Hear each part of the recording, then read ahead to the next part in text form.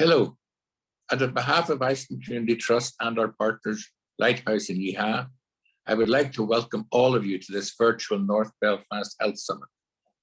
Throughout the summit, we will explore key themes which impact on the health of local communities, as well as giving participants the opportunity to learn more about some of the projects taking place across North Belfast. This event is part of the executive-sponsored Communities in Transition, or CIT project, which involves communities from 8 different geographic areas, supporting ambitious initiatives that will build the capacity of individuals and groups to effect positive change for themselves and their communities. In North Belfast, the CIT areas are Ardoyne and New Lodge.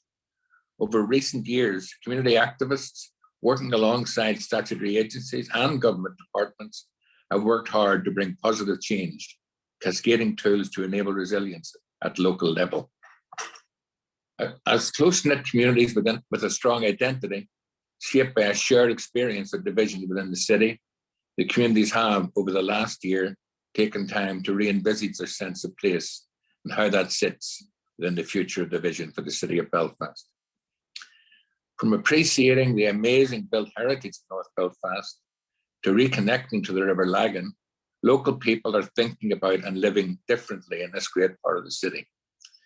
From the garden grid to the network of allotments that have become a place of sanctuary, renewal, and sustenance over the last year, a time of such profound change for all of us. As unpredictable and unwelcome as COVID-19 is, it has served to remind us of the importance of health and well-being and the value of place. It has also allowed local communities to think about community safety in a world of uncertainty, and the skills and resources that people, families, and communities need to flourish beyond the limitations of negative experiences and structural inequalities. At a time when good mental health has never been more important, the Health and Wellbeing Programme within the Communities in Transition Programme has placed psychologists at the heart of the community, working with people as they reframe their thinking, change behaviours, and ultimately change their lives. Central to the change are the young people in Ardoyne and New Lodge. How they think and talk about themselves, their families, their friends, and their neighbours. Their plans and aspirations to the future are crucial to how we as a community think, talk, and plan for the future. I would like to pay tribute to the 84 champions and befrienders recruited as part of the overall programme. 31 champions and 53 befrienders who have contributed massively throughout this pandemic, when communities have shown great determination, support, and leadership at grassroots level. That's all I have to say, except to introduce the First and Deputy First Ministers who have kindly agreed to say a few words about the Communities in Transition Programme and the importance of the Health Summit in promoting and supporting positive change in local communities. Once we have heard from the ministers, we will then hand over to the panel chairperson, who will introduce the panel and commence the session. Thank you. Hello, everyone. As First Minister, I am delighted to welcome you all to this Health Summit, which is part of the Communities in Transition Programme for North Belfast. It is disappointing that we cannot be with you in person to listen and contribute to this very important issue, but we are grateful that through the medium of technology, we can continue to have opportunities to engage with projects like yours. In this challenging period, the Communities in Transition Programme is a particularly timely intervention. The initiative is a significant community-facing element of the Executive Action Plan on tackling paramilitarism, criminality, and organised crime. It seeks to support communities and build capacity in areas which have been the most deeply affected by criminality and coercive control. And as part of the CIT programme, Ashton Community Trust has been delivering a health and wellbeing project. It is addressing underlying community and personal issues around mental health and wellbeing. Alongside this project, Ashton are also delivering interventions focusing on community safety, capacity building, and urban regeneration. This is very much a collective effort. It includes government, community groups, voluntary organisations, and individuals. The success of initiatives such as this depends on collaboration, and I applaud all those involved for their contribution. Thank you to Irene for the very kind invitation to speak with you today. And I wish you every success to the Health Summit, and I hope that you all find value from today's event. Hello, everyone. I'm delighted to have the opportunity to be part of the North Belfast Health Summit. Looking after our own health and wellbeing and that of others has never been more important. And there are many fantastic community initiatives helping to improve the health and wellbeing in North Belfast and beyond. As part of the Executive's Action Plan on tackling paramilitarism, criminality and organised crime, our Communities in Transition programme is supporting a range of important interventions in North Belfast. The 4 projects delivered by the Ashton Community Trust are aimed at building capacity and resilience within the New Lodge and Ardoyne. These priority themes were highlighted by the community through the co-design process, and we are committed to ensuring that the voices of local people continue to be heard throughout the delivery of the projects. This summit will support the development of a more strategic and impactful approach. It will help to address key issues impacting on the most vulnerable within our society and narrow the ground for those who would seek to hinder neighbourhoods from enjoying the benefits of peace. Community-based and community-informed interventions are vital in tackling issues around paramilitarism, criminality and coercive control. And we in the Executive remain committed to supporting this vital work. I want to commend Ashton Community Trust and its community partners for delivering this very worthwhile event and for all the interventions under the Communities in Transition programme to date. Thanks to you all.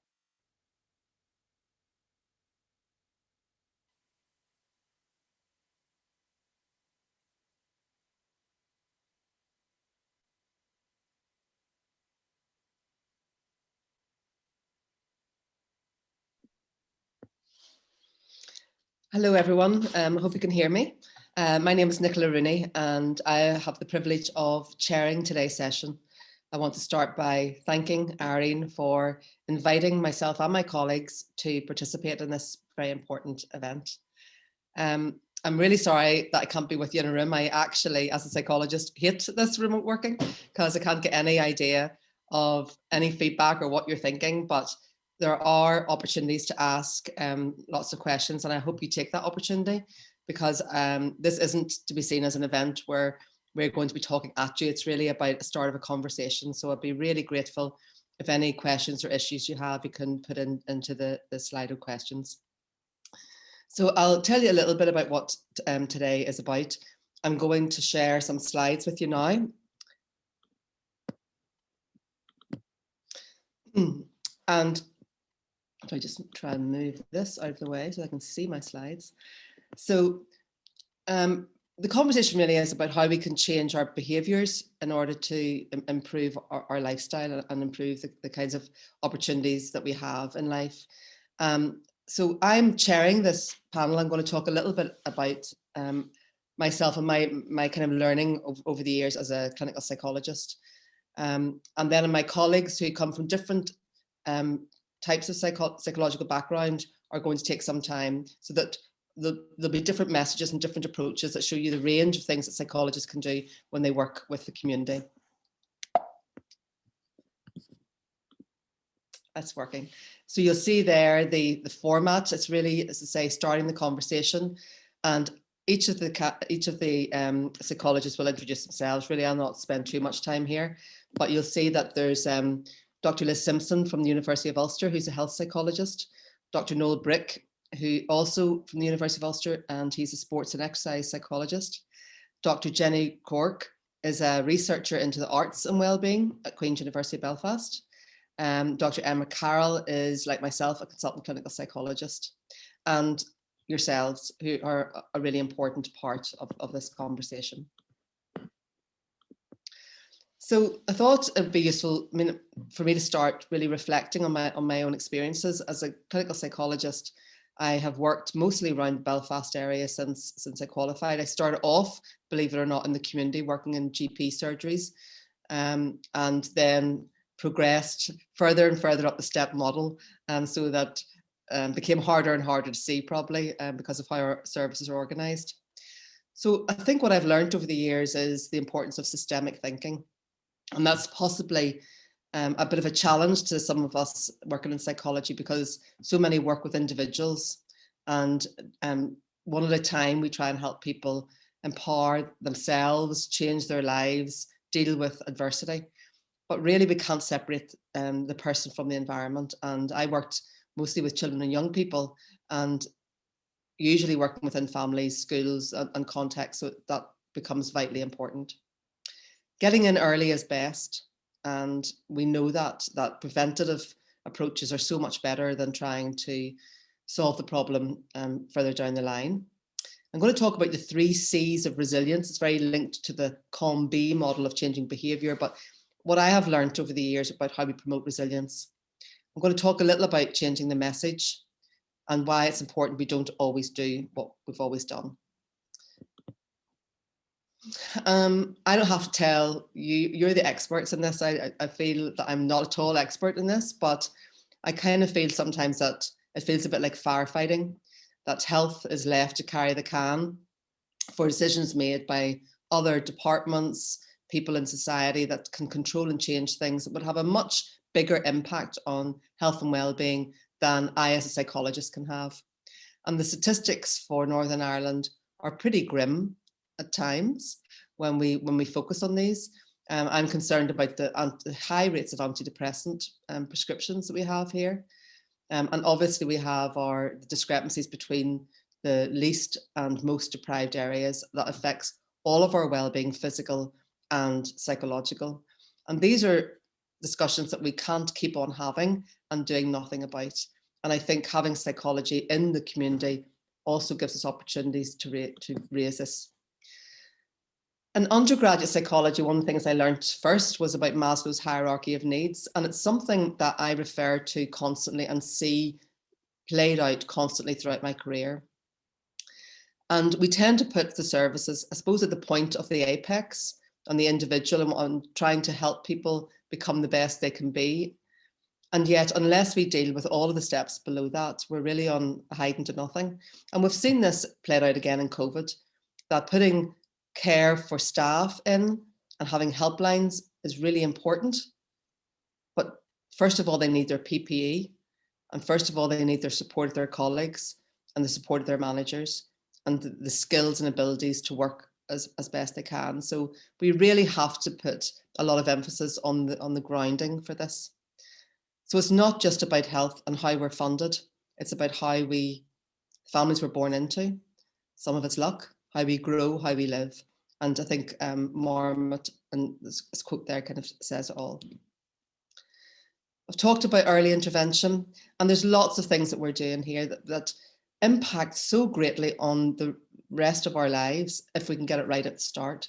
And that's very difficult in the way our budgets happen. It's very difficult in the way our governments are organised, that people want short-term gains.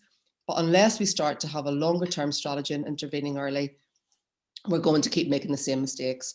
And some of the lovely outcomes that we've seen from the Family Nurse Partnership, a lovely evidence-based intervention that's been brought into Northern Ireland. It's not fully rolled out, unfortunately, yet, but by working alongside vulnerable young mothers, not only do we see good outcomes in relation to their skills and their confidence, but long-term, when you look at the long-term benefits of the reduction in A&E attendances for childhood injury, better academic achievement, reduction in mental health problems at age 12, and these working with them when they were infants, but also for the mothers, better health and better employment outcomes. So this type of intervention that's supervised by clinical psychology pays for itself, and we have to start, I think, intervening much earlier and supporting things like this and Sure Start and other innovations. And it's not just about it's the right thing to do and it changes behaviour. We know now through all of the tremendous progress in relation to medicine, we can see that this actually impacts physically on our brains. And adversity, whenever it happens in childhood, the bits that don't develop are the bits of the brain that control our ability to self-regulate, to manage and control our emotional wellness. And those are the things that get children into trouble, get them in touch with the criminal justice system, and predispose us to anxiety and depression for the rest of our lives, and physical illness as well. We're much more aware of the impact of adverse childhood events on physical illness now, as well as psychological. So I really want to get that message across that we have to intervene early. Resilience is kind of a bad word. I was given a talk on the Shankill, up the Shankill Road one time about resilience to schools, to teachers, and was stopped by this mural, "Don't call me resilient," because it means you can do something to me. And I think the difficulty is that we have maybe confused resilience with desensitization. And those of you like me who grew up during the Troubles, we got very desensitized to the sound of gunshots, to bombs going off, to, you know, the simple things. I worked in Littlewoods, used to search for incendiary devices and bomb scares. I still don't know what one looks like, but I searched anyway. All of those things that we became desensitized to. And I think that that's what we're confusing with resilience. It's not just about getting used to something, it's actually about post-traumatic growth. And that's a conversation I want to focus on, not post-traumatic stress disorder that you're more likely to hear psychologists talk about, but actually the other side of trauma and how we can learn to grow from it. And so the 3 C's of resilience, as I call them, what we need and what I've discovered that people really need, first of all, they need the capability, they need the competence, they need the skills. All of us know if we burn ourselves, we run our finger under a tap. That's our first aid knowledge.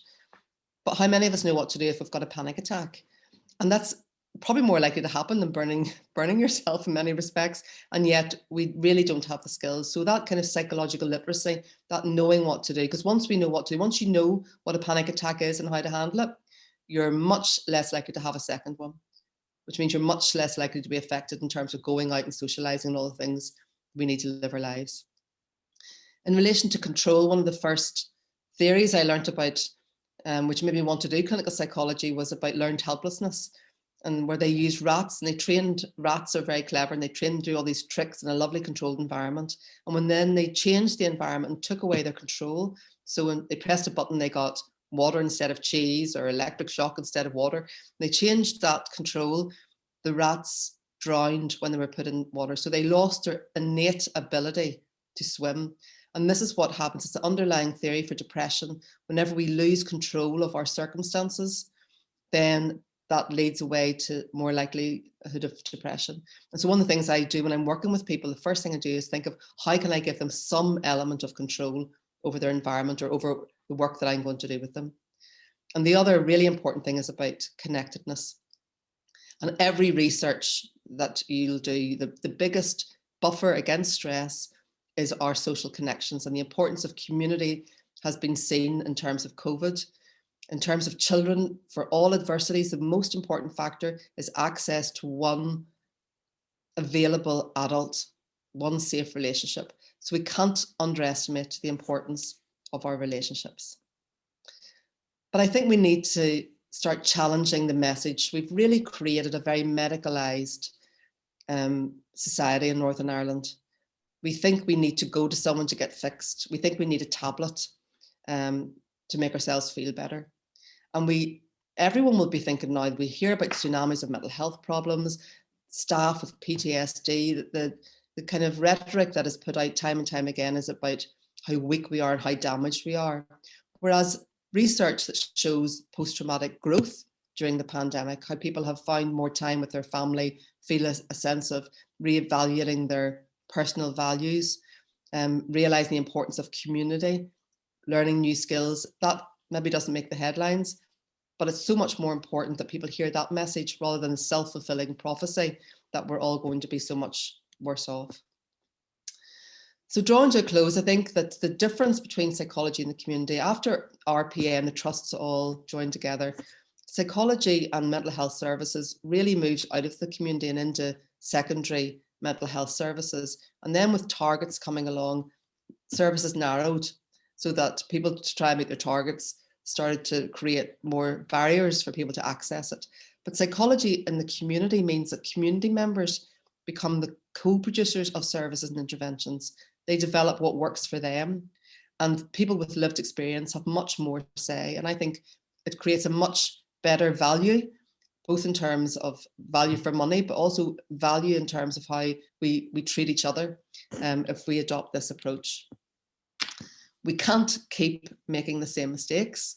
We can't keep doing the same things, because No matter how often we reorganize the deck chairs on the Titanic, there's never going to be enough services. We have to think creatively about different ways of doing things.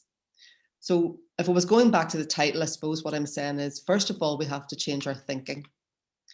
Then we have to change our language and how we talk about mental health and wellness. And that will help us change our behaviour, which in turn will change our lives. So thank you for listening to my introduction to this afternoon. That's my thoughts. I'm really keen to get into conversations with some of you. And if you're interested, I will keep an eye out on questions. But without further ado, I'm going to go to our next speaker. I can stop sharing my screen. So far, so good, I think. I can't see anything except that. Right, so I'm back with you, hopefully that worked. So I'm going to ask now Dr. Liz Simpson from University of Ulster, who's a health psychologist, to join us and introduce herself and tell us a bit about what she'd like to talk about. Thank you. Good afternoon, everybody. Can you hear me okay?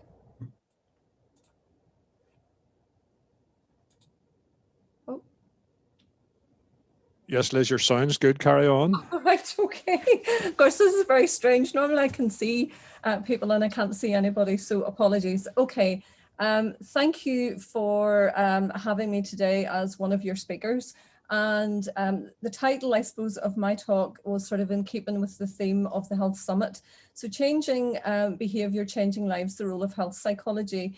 So I am a chartered psychologist and a registered health psychologist, and I lecture within the School of Psychology at Ulster.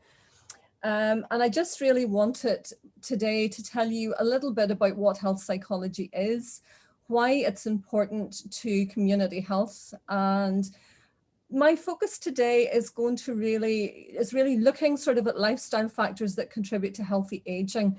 But really, these are behaviours and lifestyle choices that we should be encouraging sort of right across the lifespan from an early age right up, because we form a lot of our health habits in childhood, and certainly by the time we leave primary school, a lot of our health habits are already well established. So if we can get healthy habits in there from primary age up, you know, that's going to be a really good start. And I'm going to have a look at some of the lifestyle factors that impact on healthy aging as part of my talk. So starting off, what is health psychology? Well, health psychologists really apply the principles of psychology, the theories, the research methodology to promote a better understanding of health and physical illness. So our main focus is really on physical health and well-being. So we attempt to try to promote behaviours, activities that are going to improve general well-being, encourage actively people to make healthier choices to promote their health and well-being. And as a result of that, we have a very strong focus on theories of behaviour change and behaviour change techniques that we can use that bring about more effective change in those behaviours. Some psychologists are also, or health psychologists are also involved in improving healthcare systems. And of course, before the pandemic, one of the biggest issues or problems that were faced by the healthcare system was the fact that a lot of patients didn't actually turn up for appointments. And that costs the healthcare service quite a lot of money every year. So it's trying to understand why people don't turn up. You know, they could be waiting for months to see a consultant and they wouldn't turn up for the appointment. You know, it's just really trying to find out what would promote better attendance. Is there anything we could do to support that process more effectively and to get people to actually turn up for their appointments? Some health psychologists also advise doctors on how to best communicate with their patients. Communication during the medical setting is really important. If patients don't understand the information that they've been given or instructions on how to follow the treatment options that have been available to them, you know, that can have subsequent impact on their health and well-being. So health psychology can kind of help with that communication process, both from the doctor and the patient perspective as well. So it's just a sort of a brief overview of what health psychology is. So really what health psychologists aim to do is to try to encourage people to improve their own health, to try and take ownership and to realize that just by making small changes to maybe some of the things that they're doing on a daily basis can have a really big impact, positive impact on their health and well-being. And we really look at health across the lifespan. So we don't focus particularly on any one age group or anything like that. We go literally from conception right through to end of life care. We might be interested in supporting and helping patients manage chronic conditions. In Northern Ireland, we know that we have one of the highest rates of chronic conditions and disability within the devolved nations. So there are a lot of people out there that are trying to manage chronic complaints and problems. It could be back pain, it could be arthritis, diabetes, and trying to manage those. And very often some of the advice or the implications of those conditions mean that patients are being asked to make lifestyle changes that are quite drastic and maybe not very easy to do. So health psychology can help with sort of self-management of those conditions, finding ways to help people change their behaviours maybe more effectively. They're also involved in sort of finding more effective ways to manage chronic pain. And certainly at Ulster, we have health psychologists who focus on chronic fatigue following cancer treatment and sort of using physical activity to better manage that, and also pain that some patient groups might be experiencing as a result of treatment. We also help patients cope with the stress associated with illness and disability, because with illness and disability, especially if it's ongoing, it can, lead to maybe a loss of employment, changes within the family structure, a loss of income, and the stress and the strain that goes with that. So again, some illnesses, there's very high stress levels. So health psychologists can be instrumental in trying to address those types of problems and find more effective coping strategies, or to help people find more effective ways of dealing with it and coping with it. And then I thought I would just here stop a little minute and kind of look at some of the research in the community setting that I have been involved with over a number of years. As a health psychologist, we tend to adopt a biopsychosocial approach to health, and you're probably wondering, what under heaven does that mean? Well, it basically means that we're not only interested in the psychological aspects of health, we're also interested in those underlying physiological mechanisms. What has contributed to the illness that someone is experiencing, what does that mean for them from a physiological perspective, and how does psychological well-being interact with some of those physiological processes. Some of the research that we have been involved in is looking at how stress impacts on immune function in older adults, and how it also impacts on cognitive function as well, or healthy cognitive aging. So I'm going to focus on some of these sort of lifestyle behaviours as part of my talk, but I have been involved in a number of dietary intervention studies that has been delivered in a community setting and to community groups, looking at the effects of zinc on healthy aging, the effect of a dietary soy intervention on menopausal symptoms in postmenopausal women. We've looked at how fish oils can contribute to healthy cognitive aging. More recently, I've been involved in a study looking at the mind diet, and I'm going to tell you a little bit about what the mind diet is later on. I have been involved in a whole kind of raft of interventions looking at physical activity. I've just mentioned a couple here on the slide. We have more recently, we have done a study called the Walk With Me study, which was a community-based intervention to get older adults with chronic conditions who were quite inactive, who were not going out for walks or not doing any kind of physical activity, just to increase their physical activity through peer-led walking. So we buddied them up with people who basically would sort of walk with them and tried to sort of build up their physical activity gradually over time. And then the strengthening conditioning exercise intervention was really for women across the lifespan. So it was women of all different age groups were involved in that study. And what we found was that most people know the 150 minutes message from the physical activity guidelines, but not any of them really understood or knew about the strengthening and conditioning exercises that are required on 2 days per week. So we basically developed a leaflet which provided information on what those are and how many times they needed to do them twice a week. A lot of my research has been on the menopause as well, and again this interest in how our hormones can impact on our psychological well-being, and I have run a number of menopause cafes really across the Belfast area. More recently, I've also been involved in a study looking at e-cigarette use in young people and their parents in Northern Ireland, a really important and interesting public health issue because, of course, although use of e-cigarettes in young people here is relatively low, we know from studies in other parts of the world that, if they're using e-cigarettes, they're being exposed in some cases to nicotine. Nicotine is highly addictive, and we know from the research that has been done elsewhere that that can actually lead to smoking further down the line. So we don't want to see our smoking rates sort of starting to increase again in our young people. So it's something that we sort of need to keep an eye on.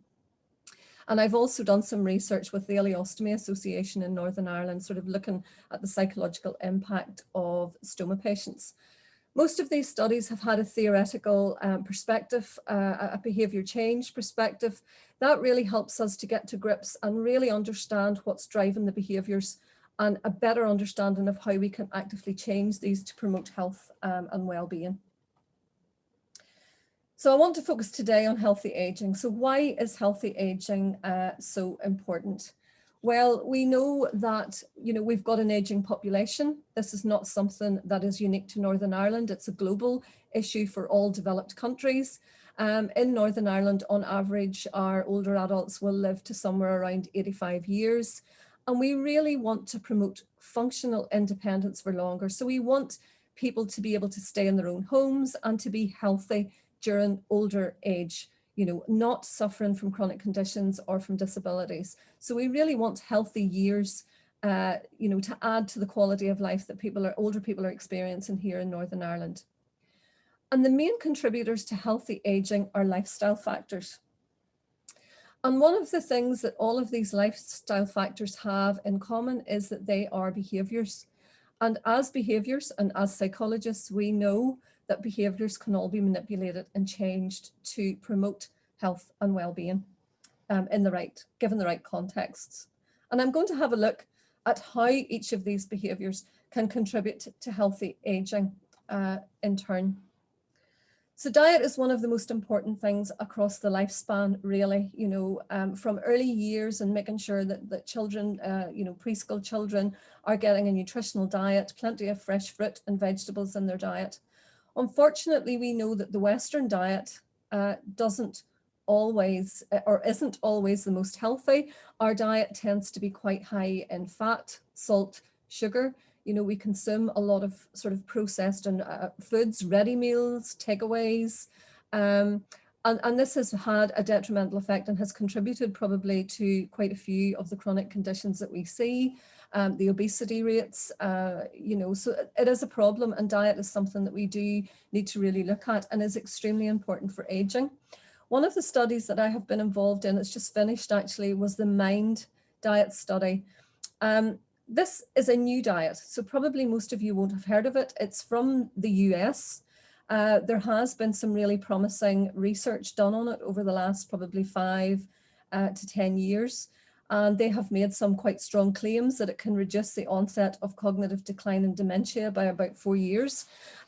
It's a hybrid diet, so it is the combination of the Mediterranean diet, which you probably have heard of before, and something called the DASH diet, which was specifically designed for people who suffer from hypertension. So really what makes it different from those 2 previous diets is the requirement of eating 3 servings of whole grains every day, increasing our intake of leafy greens and berries and nuts on a daily basis as well. Berries include things like raspberries, strawberries, blueberries, black currants, blackberries, anything at all that sort of comes from that family. And berries, there's a lot of research that suggests berries are extremely good for brain health. So what we were really looking at was, we were looking at cognitive health at midlife. So a lot of the research using this diet has been focusing on older adults, sort of in over 60, over 70s. But, in order to kind of prevent or to promote healthy aging, we need to start at a much earlier age. So we decided to look at midlife people, so people aged between 40 and 55.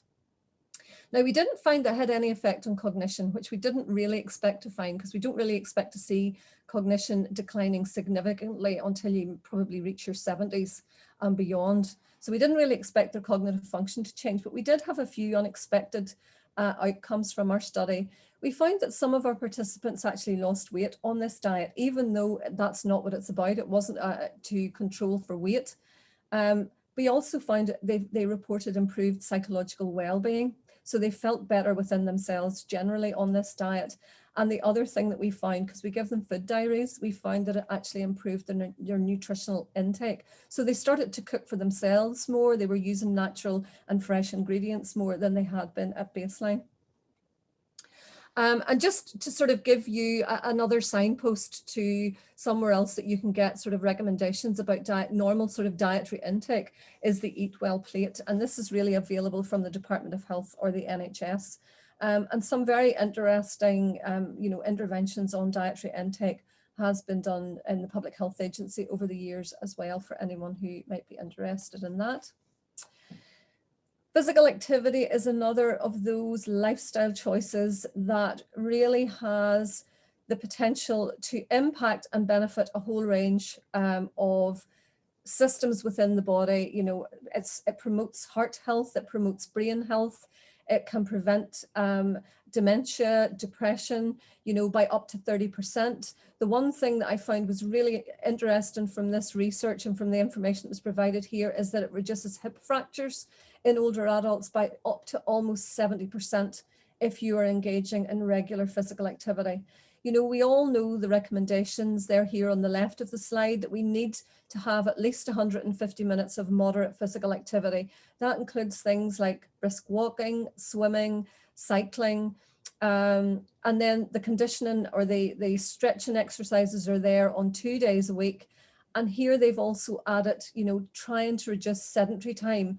And sedentary time is something that is a concern for anyone who is in a sort of a desk-based job, or maybe sitting behind a counter where you're not moving about too much. And they recommend that you should be up and walking around at, break up that sedentary time.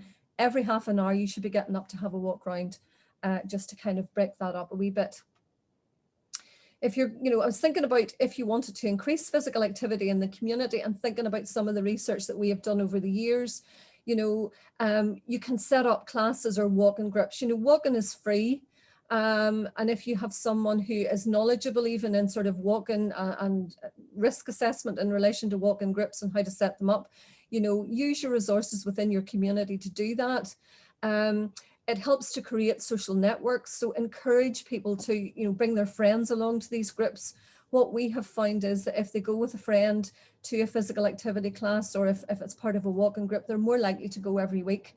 So it encourages them to attend and encourages people to engage with physical activity.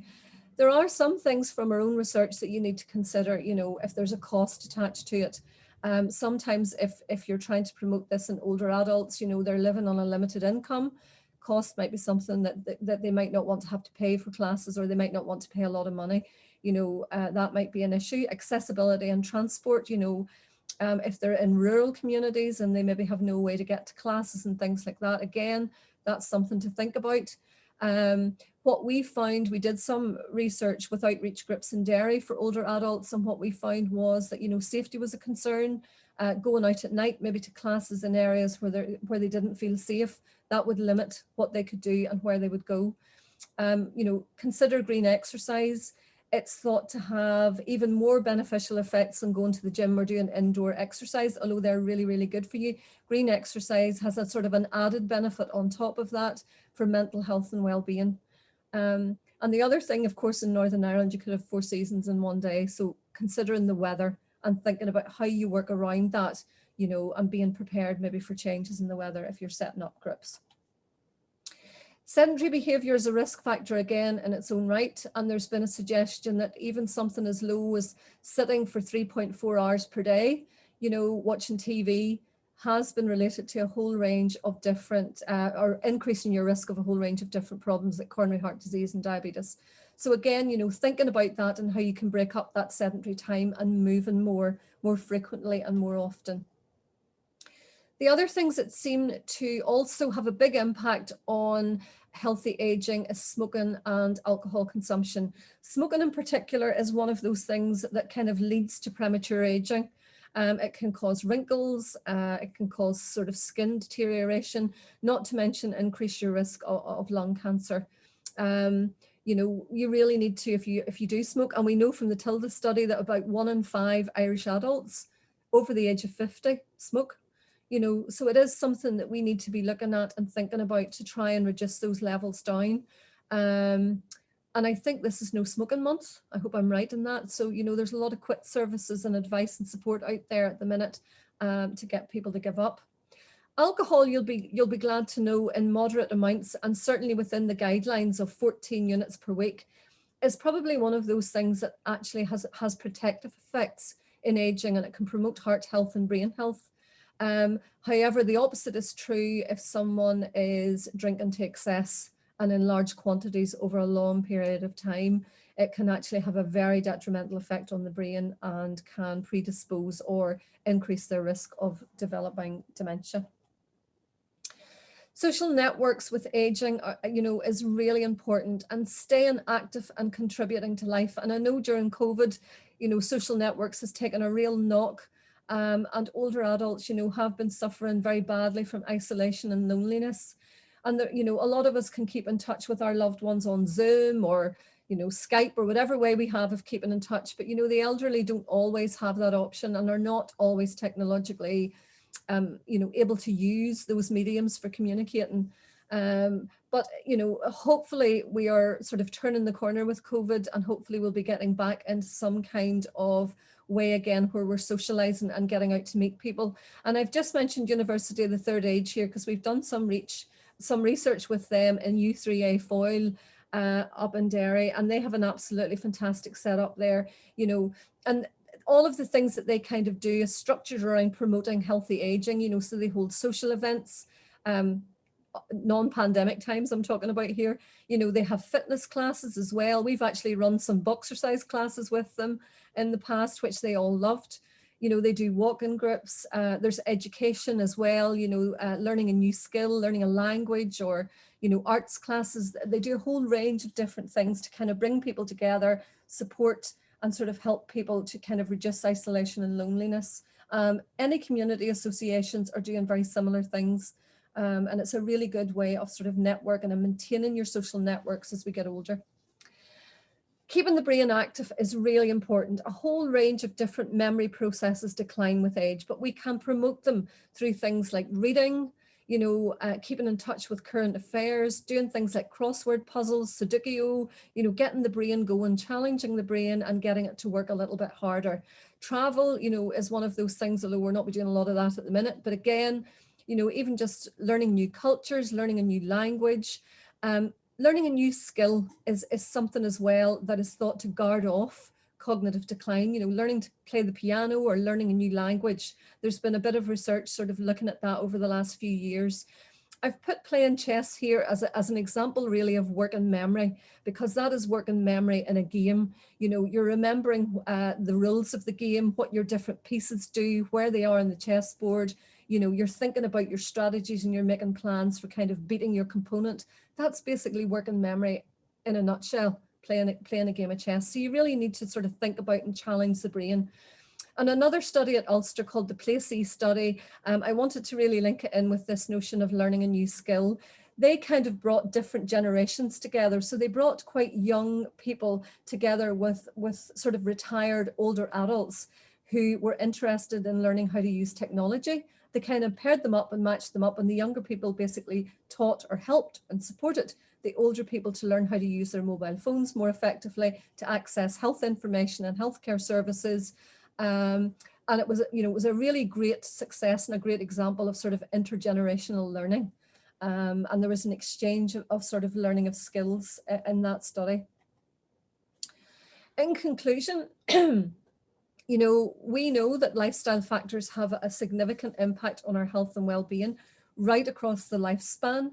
And we need to be introducing these from a very early age and actively encouraging a lot of the things that I've looked at today, you know, whether it's preventing the uptake of things like alcohol or smoking, or encouraging people to be more active and to consume a nutritional diet from an early age. Health psychology can really be instrumental in informing community projects that promote health and well-being, evaluating their impact on health, which we've done for a number of our sort of community groups that we have worked with. And, you know, we can actively contribute to improving community health and identifying sort of the needs of communities as and when they arise. Okay, so I'd like to just say thank you for listening. I'm going to have a wee look at my phone here to see if there are any questions, but if anybody wants to ask me any questions, I will answer it on the chat. So thank you very much, and I will hand back to Nikki.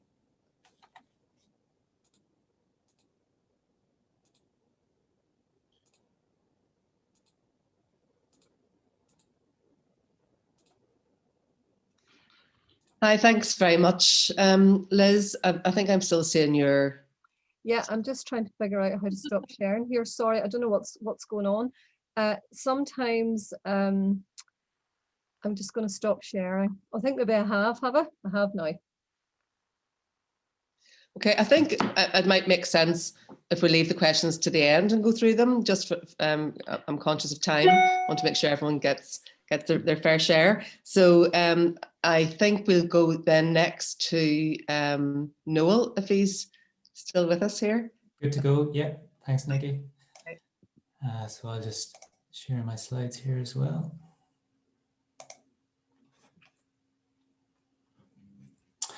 Okay, so hopefully that's working okay, and everybody can see those slides.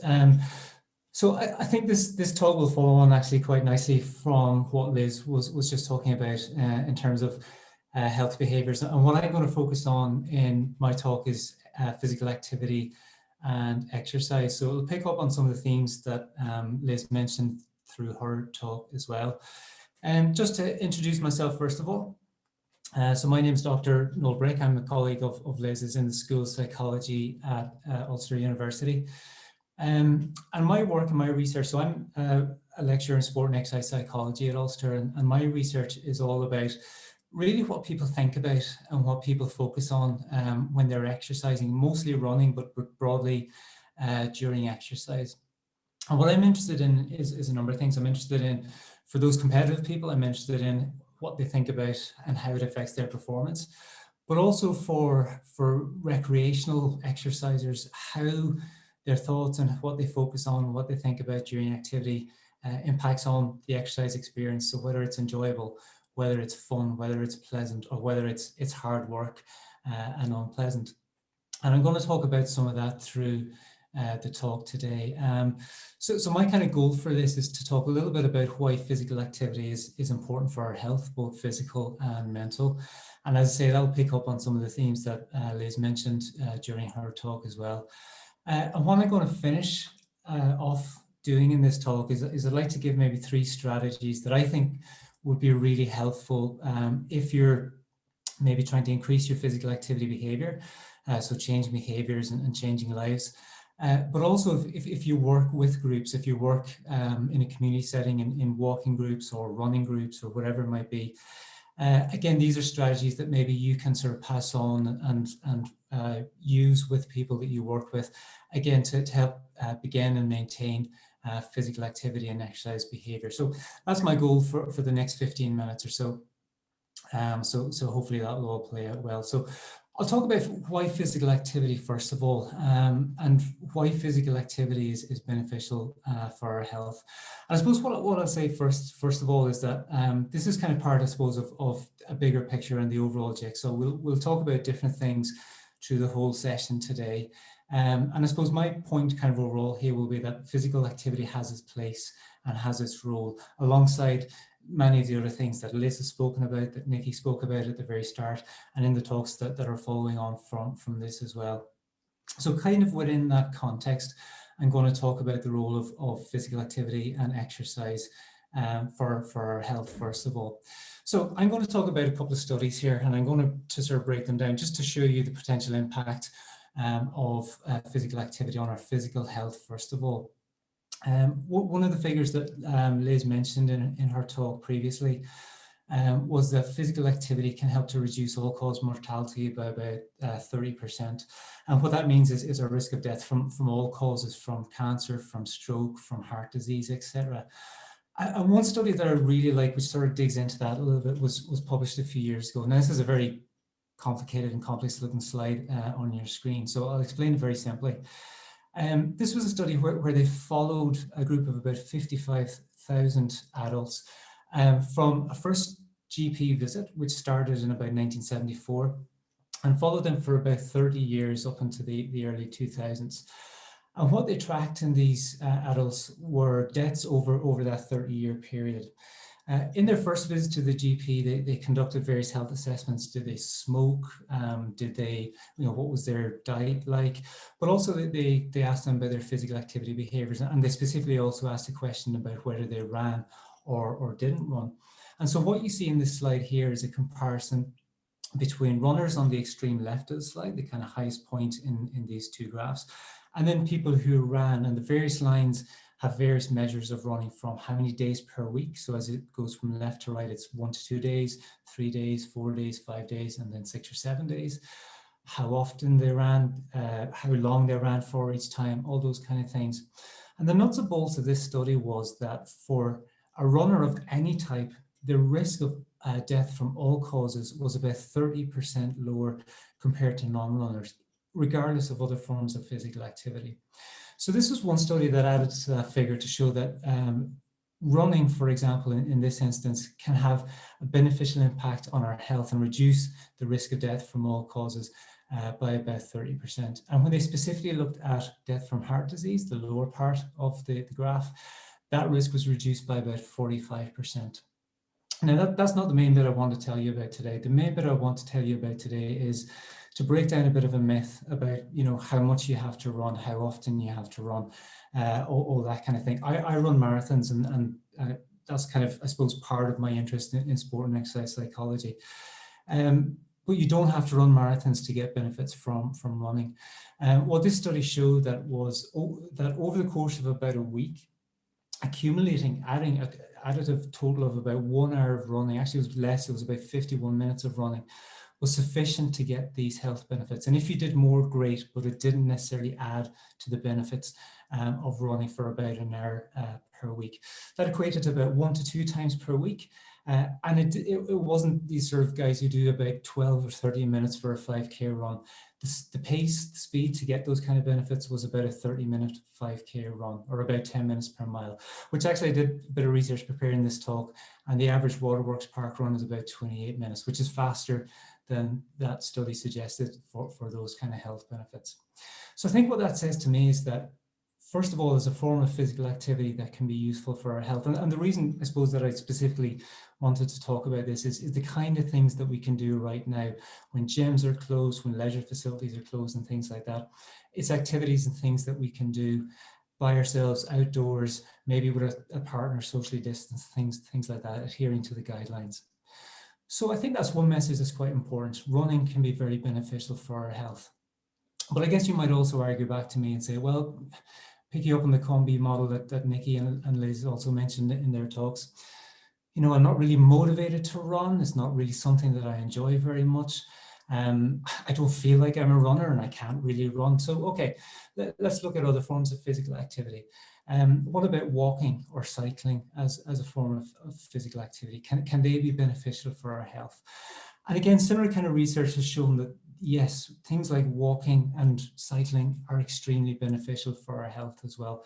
Similar to the previous study, other studies have shown that both walking and cycling can reduce our risk of all-cause mortality by about 10 to 15%. Again, various figures across different studies, but that's the kind of average sort of finding in those studies. And again, over the course of a week, it equates to about 1.5 hours to 2 hours of walking or cycling. That's not per session, that's added up over the course of the week. And the current physical activity guidelines kind of tell us that it doesn't really matter how long the bout is, it all adds up and it all counts. So if you're going out to just kind of walk the dog for 10 minutes, or if you're going for a longer stretch of about an hour or whatever it might be, that all counts and that all adds up. And that all leads to the kind of health benefits, physical health benefits that I've been mentioning here. Of course, important to that too is and I think very relevant to this conversation and I suppose the conversation broadly is how activity can help our mental health as well, which is something that's extremely important right now. And again, there's been a lot of, and especially in recent years, a lot of research that has shown just how important physical activity is for our mental health as well. And for me, I think the key message that comes out from this, similar to the physical health benefits, it all counts, it all makes a difference, it all adds up. And also, it doesn't really matter the kind of physical activity you do, or where you do it, or how you do it. So whether it's going out for a run, whether it's doing a Joe Wicks type session in your sitting room, or whatever it might be, that all makes a difference. It makes a difference to our physical health, but more importantly, it makes a difference to our mental health. The studies, and I can share some of these links afterwards, the studies I've taken screenshots of in this slide, show that when we engage in things like gym exercises, walking, stuff like that, it reduces symptoms of anxiety, depression, etc., for both non-clinical and clinical levels of anxiety, depression, etc. Now, going back to what I said at the very start, that doesn't mean that exercise is a cure-all, but it does mean that it has its place and it has its part to play for our physical health and for our mental health. And one study that we're doing at Ulster University at the minute with 3 colleagues in the School of Psychology, Victoria Sims, Niamh Kennedy and Gavin Breslin, is we're currently running a study that's looking at the effects of a 30-minute bout of exercise on things like our mood and also our cognitive function that Liz mentioned in her talk, things like our attention, our concentration, our working memory. And you can take part in this experiment. So to find this link, all you have to do is Google move your mind, Ulster University. And you'll find a link to this study. And what we're asking people to do is there's 2 links. Click on the first link and complete some very, very quick and very simple tests of your mood and your cognitive function. And then go do 30 minutes of activity. And that can be anything. It could be in your living room. It can be going out for a walk or a run or a cycle. So about 30 minutes of activity. And then immediately when you come back, repeat those tests again using the second link. And we're looking to do a massive study really just to find out the impact of a 30-minute bout of activity on those measures of mood and cognitive function, etc. So that's something we'd like you to take part in. And that has been running for the last few weeks and will continue to do so for the next while as well. A few more things that I think are important to mention as well. So Liz mentioned about green exercise in her slide, and I'm going to mention a little bit more and dig a little bit deeper into the impact of green exercise as well. And really green exercise, or phrase blue exercise that's used as well, is really about the location where we go to get our activity. It can be in a park or it can be beside a river or a lake or a seashore or whatever it might be. And what research has shown is that exercise in those kind of settings can have additive benefits, both from the exercise and also from the location, from the setting that we exercise in. And one of my favorite pieces of research on this, if people do a 90-minute walk in one of 2 settings, either a parkland setting, a green setting, or in a really built up urban city kind of setting. And what they found, so the pictures you see in your slides, the photographs, the top row are photographs people took when they did the park walk, and the bottom photographs are photographs people took when people did the city walk. And what they found was, and this is very much linked to mental health outcomes and a mechanism to explain why mental health can potentially be improved by green or blue exercise. What they measured in this study was levels of rumination, and they took 2 measures. So rumination is this kind of repetitive cycle of worry about maybe things or events in our life. And what they found in this study was that after the walk in the green setting, that people self-reported lower levels of rumination. And also they backed this up with a brain scan, and the brain scan results showed a lower level of activity in a region of the brain that's associated with rumination.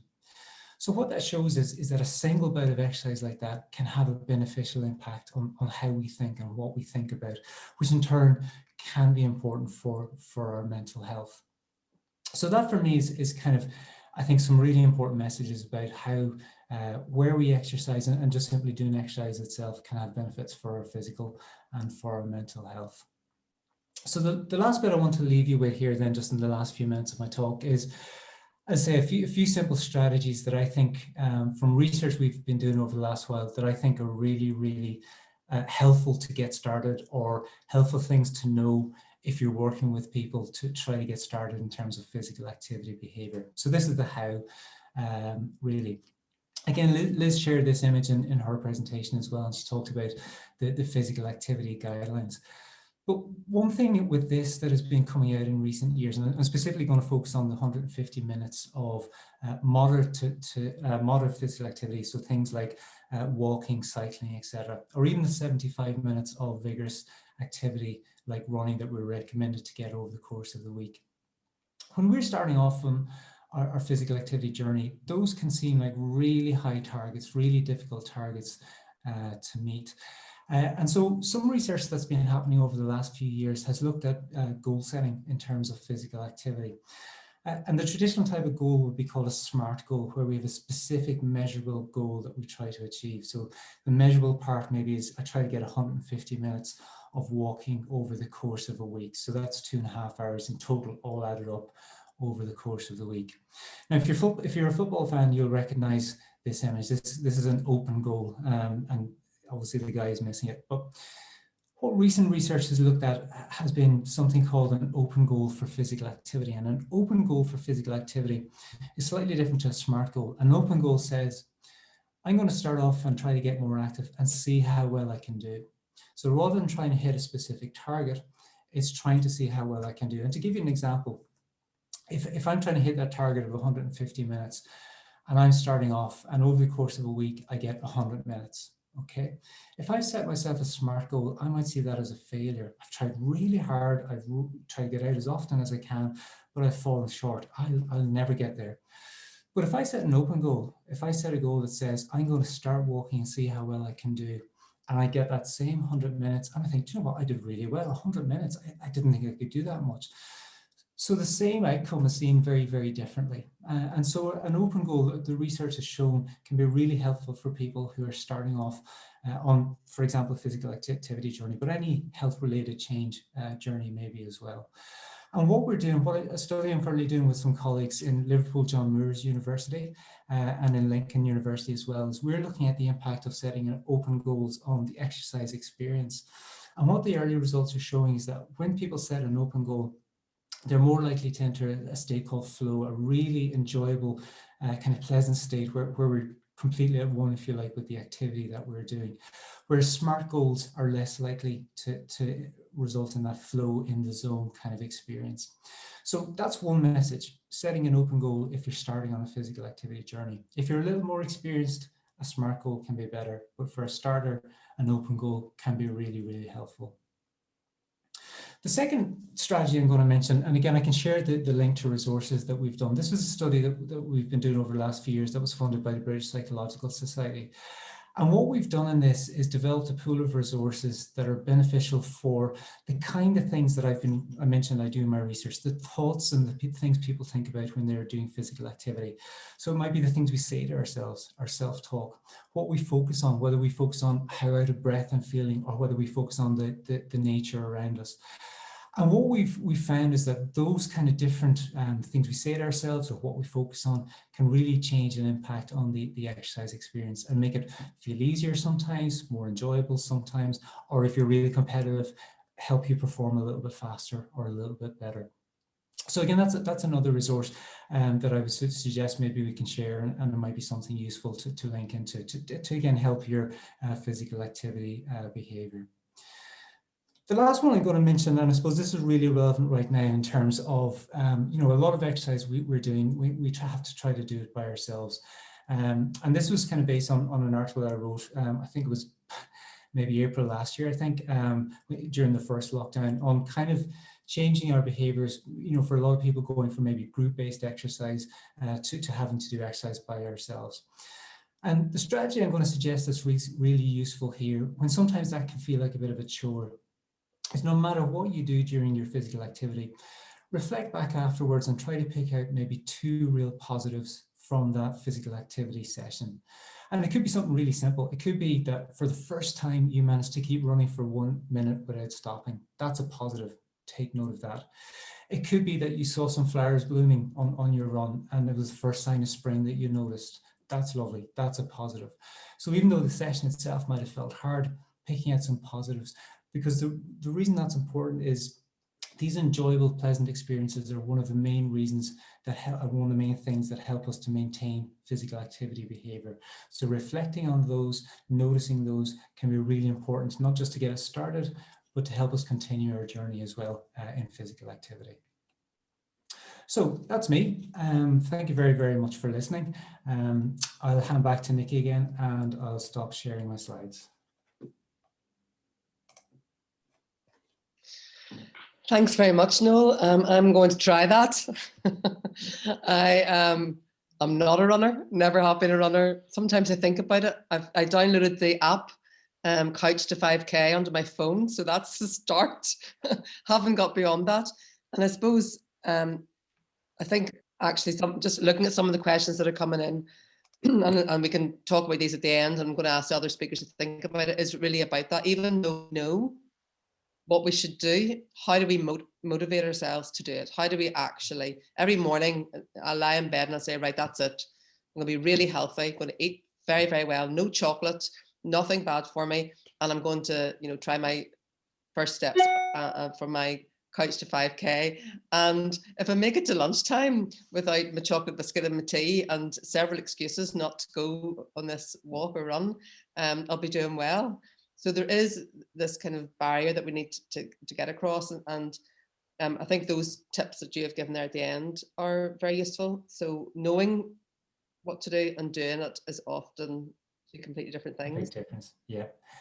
Yeah, that's good. Those are good things we can talk about afterwards in the Q&A bit. Okay. I'm going to hand over to Jenny Gork, who is going to take a slightly different stance and talk about the role of arts in health and well-being. And this is something there's a slightly better chance of me doing, I think. So I'm really looking forward to this presentation. So my name is Jenny, and today I want to talk about the evidence that the arts can have a benefit on health and well-being, and hopefully leave you with a few ideas about how you can use the arts in your everyday life to improve your own health and well-being, and also look at how we can scale this up at the community level. So within this field, there are a number of different sectors, often working together. So firstly, we have art therapies, which are delivered by allied health professionals. These are trained in using the arts therapeutically within a therapist-client relationship. And often there'll be very specific treatment outcomes, such as in a context like rehabilitation following a stroke. On the other hand, then we have community arts. So these are often artists who are trained in group facilitation. And often the outcomes are within a community development context. So increasing health and well-being, but increasing community capital as well.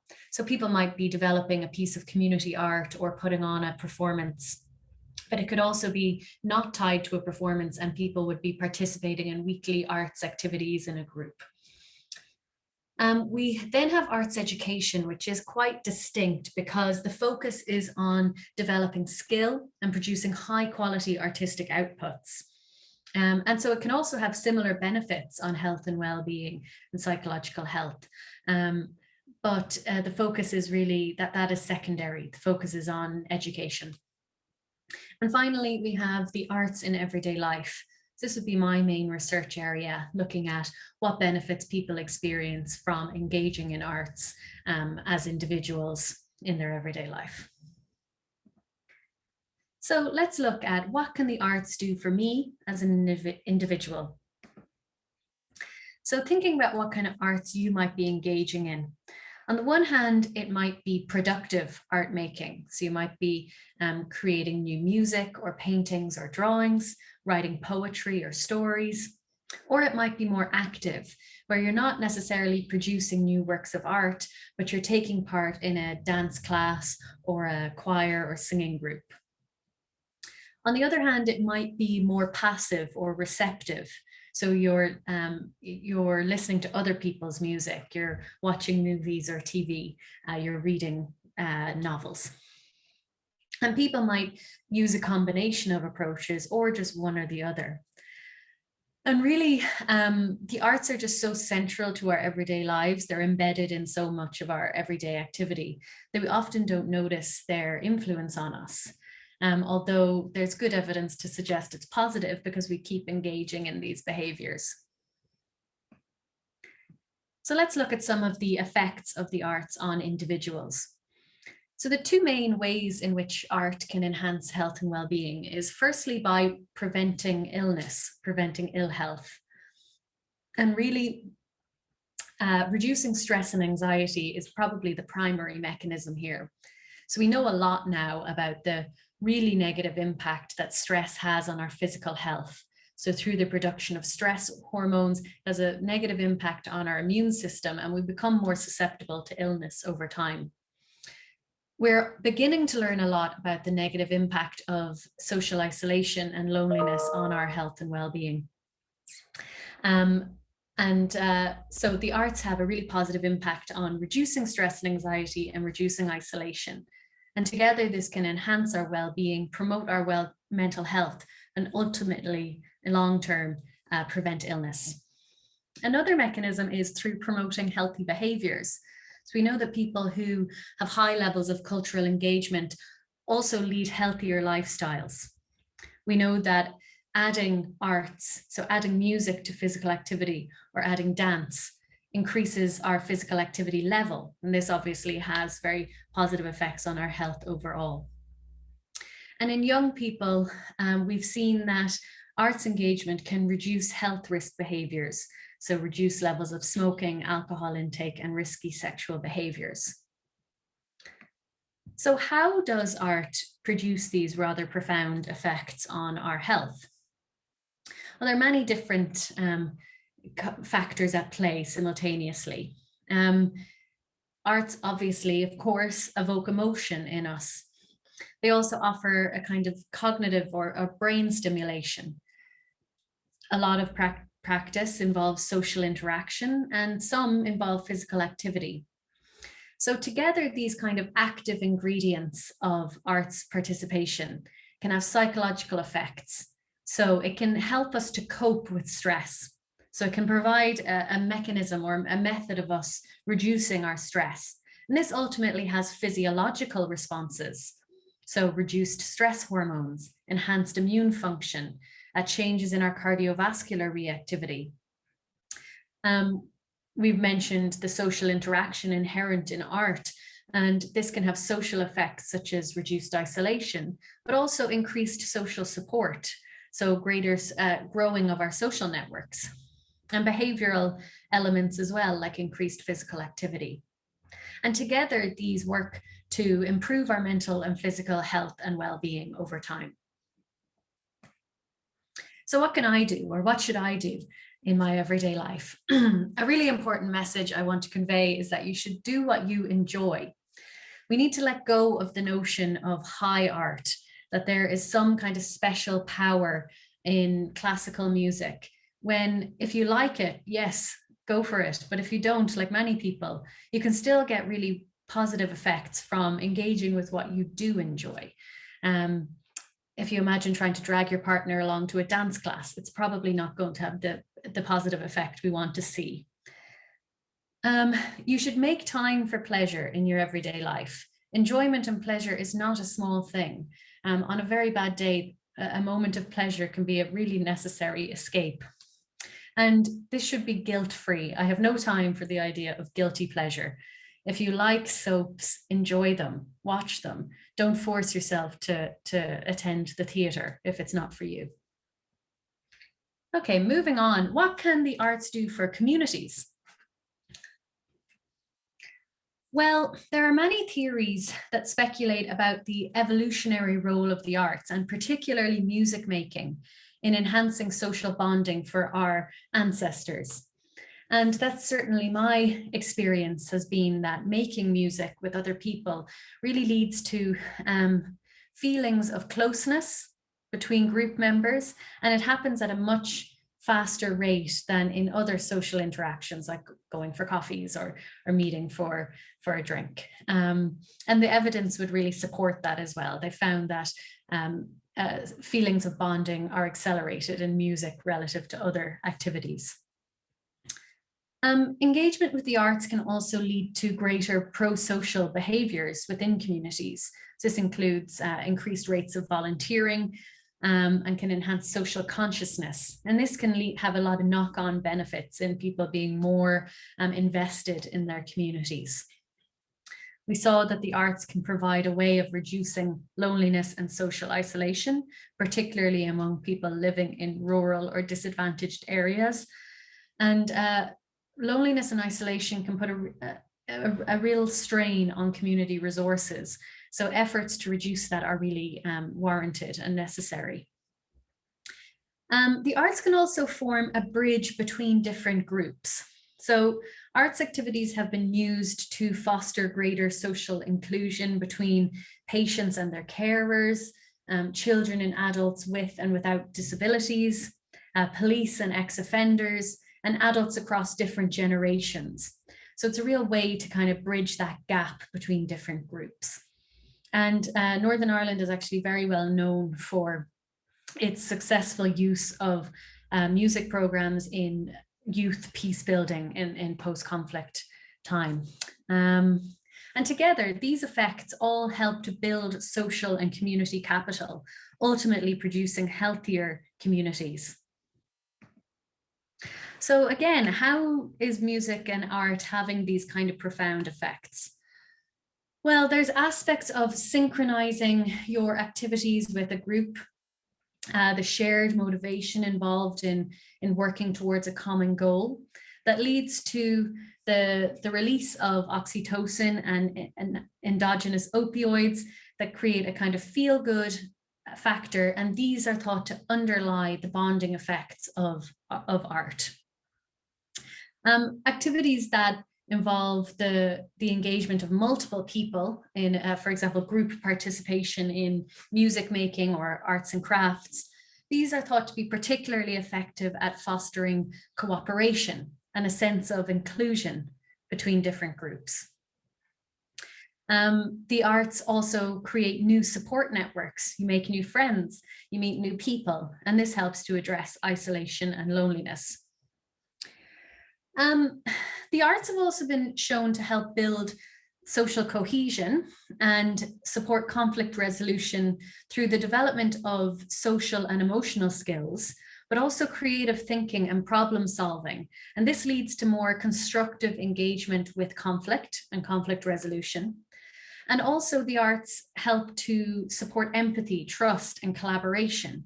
And this ultimately produces more cooperative relationships. Between different groups, the arts can also be sharing arts and sharing your own groups or in groups arts can help to reduce tensions between groups and improve relations and kind of competence and understanding of the other group. So this supports social inclusion and can ultimately reduce prejudice and discrimination between groups and promote a kind of understanding.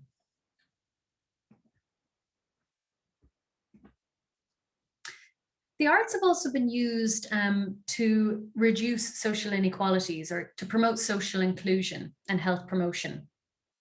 So the arts have been used both to reduce social inequalities, which are the uneven distribution of health and health resources, as well as social inequities, which are the unfair but avoidable differences in society and the environment that can ultimately shape health. So a lot of these programs, actually predominantly these programs have used music with young people and young people that have been identified at risk. And this might be because they're living in areas of with high levels of deprivation, poor housing, a lack of healthcare. Other programs have focused on children who've been exposed to violence, maltreatment, and poverty. And these programs have been found to reduce anxiety, depression, and aggression among young people at risk, improve their well-being, increase their school attendance, improve self-control, reduce behavioral difficulties, increase confidence and self-esteem, and reduce exposure to violence. So ultimately, these are young people who will grow up in their communities and hopefully have better opportunities and more resources to deal with adversity.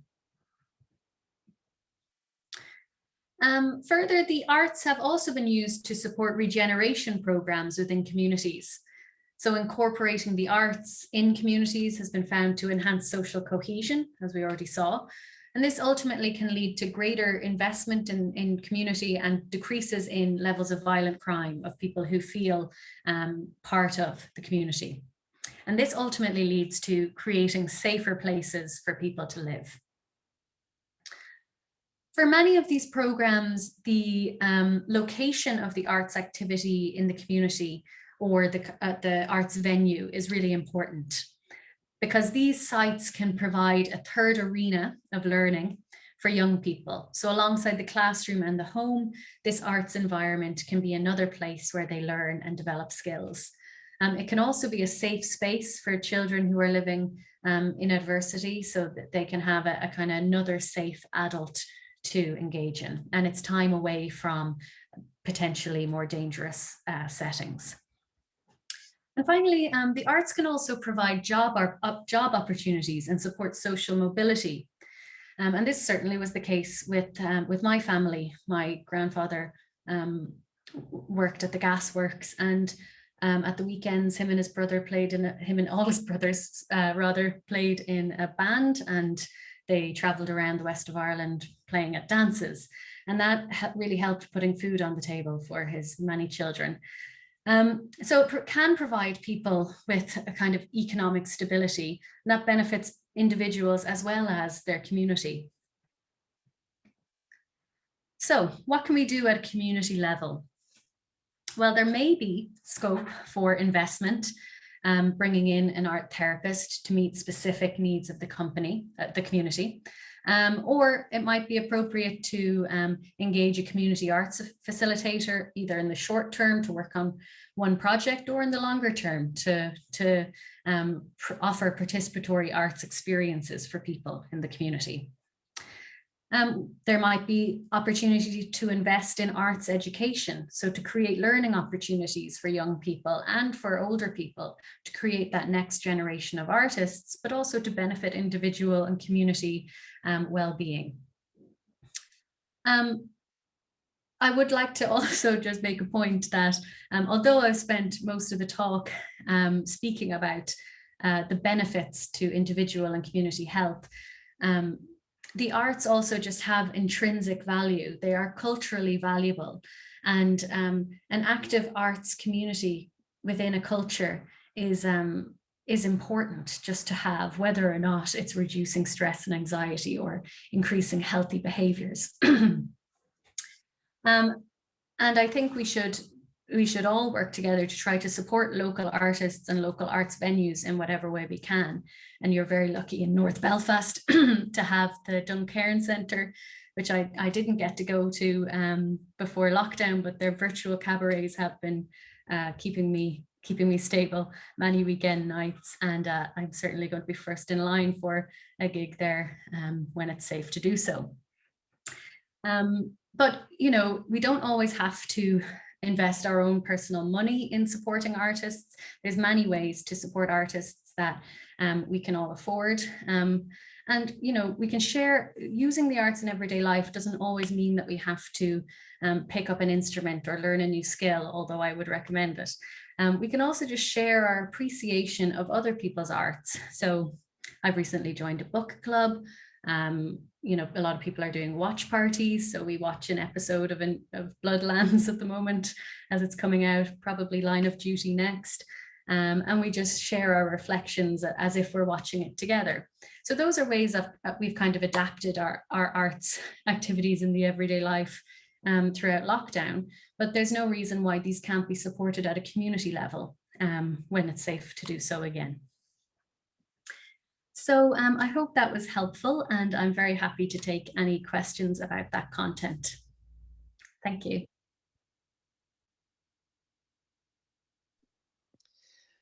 Thanks very much. Jenny, that was fabulous and really interesting. Hopefully some questions now will come in.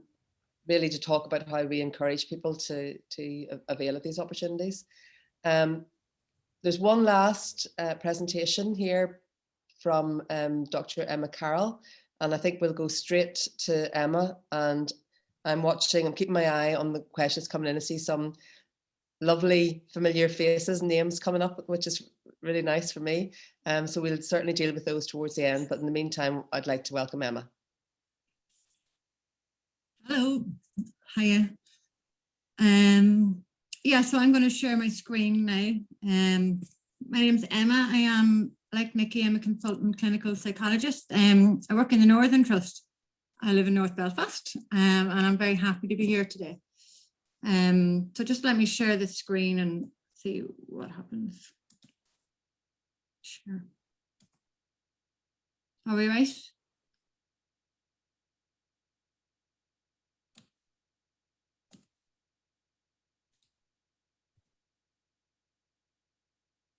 Is that okay? Can you see that, Nikki? Yeah, that's fine. Grant. Okay. Sorry. I'm okay. Yeah. So, I mean, it's funny the way, Noel, you finished nearly with the opening words of what I wanted to think about with people, which was getting started, looking after our health and well-being and keeping going. Because to me, they're the two hardest parts of anything to do with looking after our health. And I mean, I did a wee bit of personal thinking about this. I feel like I'm going to change focus a little bit and just ask people to think about themselves and their own approach and relationship to health and well-being, but also whether that might be transferable then to people that you work with, or actually even transferable to other behaviours that you're interested in taking up. For me, my first attempt at thinking about my health and well-being came in my early 20s, because I felt very grown up and old at the time. And I think that might have been the result of maybe certain lifestyle factors that I had to pay attention to. But I think early to mid 20s, I decided I wanted to be one of the good people. And I was going to start exercising, and I was going to start eating healthily, and I was going to mind my alcohol and just really all around be a good, wholesome person. And I did it in the way that I did everything at that time, which was all or nothing, completely binged on healthy living, to the point that it became really unhealthy, to the point where it had a negative impact on other parts of my life. And I suppose for me, there was a real learning in that I had to learn a new relationship. I had to learn a relationship with health and well-being that was healthy. And I think the lessons that I took from that are lessons that I keep seeing in my clinical work and in my personal life, that it's not just about what we do when it comes to looking after our health. It is much, much more about why we're doing it and the way in which we do it. So there's some of the things that I wanted to think about, and I hope it's useful. I hope it's relevant. I have to start with the what. I have to start with the what, just to kind of draw focus a little bit. And we know what it is that's good for us. We have very good information and education available to us about the things that we can do that can be healthy for us. The Take 5 message is very out there at the minute. It's been adapted for relating to COVID to make it usable even now. And one of the things that I love about the Take 5 message is that it's not just about the exercise and the diet. It's much, much broader. It's got the art, it's got the connection, it's got the learning in there as well. And actually, I suppose more important that we're noticing now since COVID is how important those social connections are for our well-being. And I think it's almost something that in the months and the years to come, it's something that's really going to be worth investing in. I think a lot of us have reprioritized things that are important and realized how important those relationships are. So we know the things that are good for us, but for some reason, being people, knowledge is not enough to change our behavior. Knowing something is good enough for us doesn't seem to make us want to do it. Nikki showed this model in her presentation, and I'm just kind of representing it, thinking about the things that behavior change researchers are finding helpful in understanding why behaviors happen and why they don't. There's something about our capability. There's something about knowing and having the skills to be able to carry out the behaviors we want. There's something about opportunity. So what's available to me within my local community. And the one good thing about COVID is we can do so much now through Zoom. I've been doing classes here. I'm on maternity leave at the minute. There's no way I would be doing legs, bums and tums on a Saturday morning if it wasn't for the powers of Zoom and the opportunity that has presented for me. But thirdly, there's a bit about motivation. There's something about conscious decision making and goal setting, and Noel touched on this earlier as well. And what I want to think about is this little area under motivation and what affects it and what impacts it, and hopefully then in the hope that it will help improve or change your behaviours in a direction that you want. So what influences it? I suppose the thing about motivation, they say there's different kinds, there's different sources of it. Extrinsic motivation is where we do things to get a reward. You sign up for the run because you want the t-shirt, or you want to avoid some kind of punishment. And I suppose I have COVID in my mind at the minute, but you know, the kind of the driver that they have is behave yourself or there will be a fine. And I suppose what we know is that these kind of motivations cannot be not as strong as other ones. So the motivation for what we call socially compliant goals tends to be weaker and less effective. And for something like a fine, sometimes unfortunately what happens is it might work for some people, for other people it might just make them more secretive about what they're doing. So you shape hidden behaviours rather than shaping actual behaviour. The other thing I suppose to think about with some of these big health challenges is they're almost kind of boom bust things. A friend of mine was doing a walking challenge there in February, and I met her at the start of the month, and it was a week into February and she hadn't even started, and she was really stressed and she was trying to calculate how many miles she had to do every day, wishing it was January because then she'd have more time. But she did do it because she's the kind of person that does things she says she's going to do, but she didn't enjoy it. And if I was to ask her this week to go for a walk, I'm pretty sure the response I get wouldn't be that positive. So not just what we're doing, but why we're doing it. Biggest Loser thing, I have a little picture of that just to remind me what happens when you take away the incentive. So Biggest Loser competitions are really, really good for getting people together. And there's a bit of social contact, there's a bit of competition, there's a bit of crack.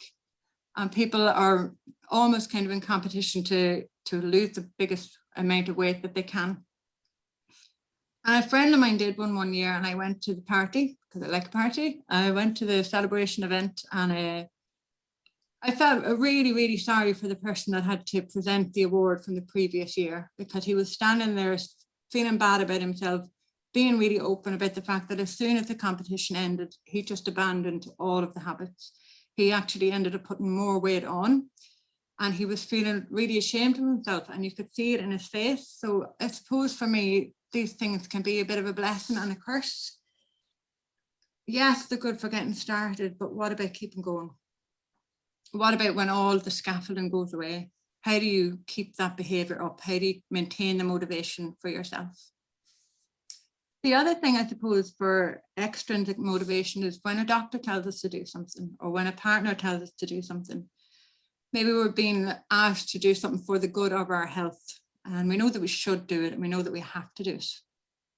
And a lot of the time we're doing it under duress, or because somebody will give out to us if we don't do it. And I suppose just even that idea of, even if we manage to do it, the satisfaction that we can get out of that is very little. And also it's more likely that if somebody turns their back or stops kind of checking up on what we're doing, we're less likely to kind of keep it up. So there's something about intrinsic motivation, you know, doing things for the sake of the experience. So going for the walk, going to the Duncairn, seeing the show, going for a walk and meeting a friend and having a chat, just enjoying being outside, or learning to play an instrument just for fun. And very, very rarely as an adult do you get to do things just for the sake of it. It becomes very goal focused, and our time becomes very absorbed by doing what has to be done. So even just the sheer enjoyment and pleasure of doing something for the sake of it shifts our head into a totally different perspective, and that in itself can be really, really good for our well-being. The other kind of intrinsic value is doing something because it fits with our personal values. And there is a lot of studies that show that if you link the dots for people, if you tell the clinician that washing their hands is going to protect their patients, not just themselves, then that is going to make it more likely that they do that behaviour. I suppose at the minute we have loads of people at home doing things they never would have thought they'd be doing. There's parents at home trying to homeschool their children. not because they want to do it or even because they think they can, but because they really, really want to support their child's learning. So we know that intrinsic motivation, if we give it the time and the attention, is much more likely to lead to changes in behaviour. Given the method to people, particularly a pro-social one, we're very, very pro-social creatures. And if we know that something that we do is going to help somebody else, it's going to help us to make changes that are much more sustainable. It's like Liz was saying about going for the walks, or Jenny was saying about going with your friend. We're much more likely to keep that up if we feel like we're going to let somebody else down by not doing it. And the interesting thing, I suppose, about finding your motivation is sometimes the motivation for looking after your health won't have anything to do with your health at all. So it might be you look after your health because then you are better able to concentrate at work. Because if you look after your health, your mood is better. You're an easier person to be in a relationship with. It might be that you're more involved in the community and you're building better relationships with people. So it's really, really worth exploring the valued areas of your life if you want to tap into your intrinsic motivation to do something, or with people that you're working with. And when we're thinking about values, what we really mean is the qualities that we want to bring into our lives. And the way we think about it in this kind of acceptance and commitment therapy is the kind of model that I'm using here. But the way we think about values is that they're like a compass. So a compass is something that you can pull out when you're a wee bit lost, when you're a little bit unsure about your direction. You don't walk around holding your compass in front of you the whole time, but it's something that you can check in with if you feel like you're a bit uncertain and you're a bit unsure of your direction. So the difference, I suppose, between a goal and a value, just to kind of be clear on it, a goal might be to get a job, but a value is getting a job to support my family. So it might be the same action, it might be the same outcome, but being aware of why you're doing it, make it much more helpful when you're going for the interview and when you're hitting that snooze button in the morning, getting out of bed. So you're remembering why you're doing it. A goal might be to get your vaccine, but the value might be, I'm getting my vaccine because I believe that that's going to be helpful for society at large. Same behaviour, but one is much more meaningful than the other. So one of the things, just thinking about values, is they can help inform our goals, but they don't just have to be for the big life-changing goals. Values can be really, really helpful in the moment-to-moment decision making that can have a big impact on your well-being. So do I stay in bed for another 10 minutes? Do I get up and have breakfast so that my concentration is better? Do I stick another meeting in the diary, or do I protect that space and let me catch up on some work instead of trying to be over available to people? So moment to moment decision, that's where we can bring our values to life. And just thinking again, in terms of well-being, in terms of quality of life, a goal can only be achieved once. And the satisfaction that you get from achieving that goal is very, very transient. And almost as soon as that goal is achieved, your mind will already be kicking in with the next one. It's very temporary satisfaction. Goals can be set for us by other people. We can achieve them or not. They're not always in our control. And this is the thing that I love about values, that I can set a value of taking care of my health. And if I want to go to the gym, but the gyms aren't open, well, my goal isn't met. Does that mean I give up and I say that I've failed? Or do I go back to the value of something in the service of looking after my health and go for the walk instead? Goals can keep us very narrow in our focus, and we can end up doing things to get them done, just become a tick box. And that again impacts, we might get the behavior done, but the benefits from it are not going to be as big as it could be if we were present, if we were engaging fully and openly. And I'm actually thinking about a lady I worked with who was doing everything, and she was really frustrated. She said, I'm going to yoga, I'm doing all my classes, why am I still stressed? And I asked her, what are you doing in your head when you're doing your yoga? And she smiled because she knew she wasn't there at all. So the way that we're approaching it, the presence that we're there or not, that's what makes a difference.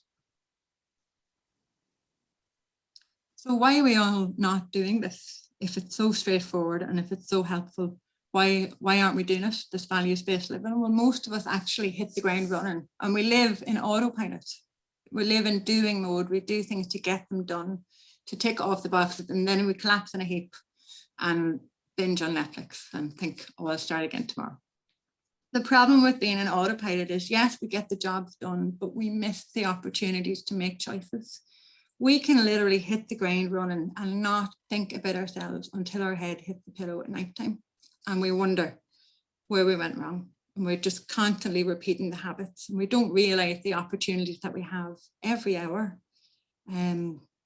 just to do something different. So we need to learn to pay attention to ourselves. And I'm putting the word gentle there in italics to draw attention to it, because usually how we relate to ourselves is from a very, very evaluative, judgmental, critical point of view.